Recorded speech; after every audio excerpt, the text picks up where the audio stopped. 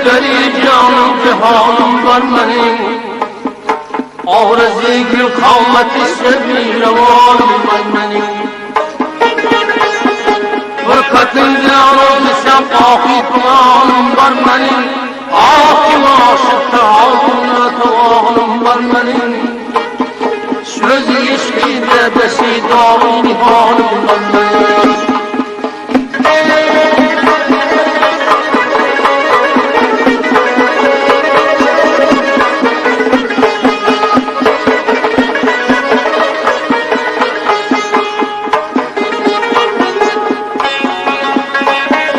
Arkayan baktıkça canımla otlarını sarar.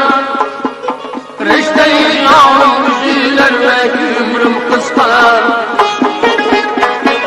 Takatım sabrım tügener matlar köyüm kalar. İşveler zalim kılıp andaki canımı alar. Lale zalim dilberi namini bağım var benim.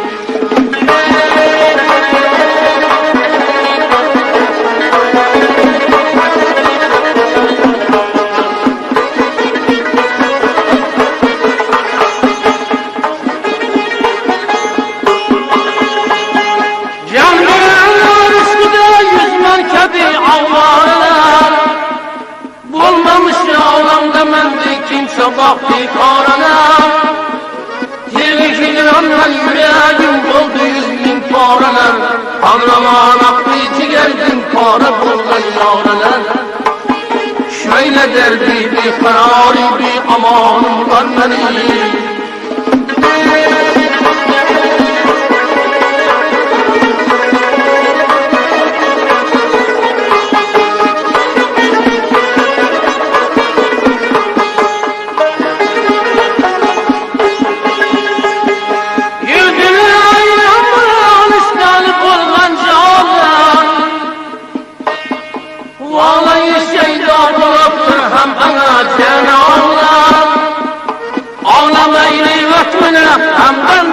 Fermanlar, kumlu beyler hizmetinde hanlar sultanlar. Hoş meğazerle ve şey sahip Kur'an'ım benim.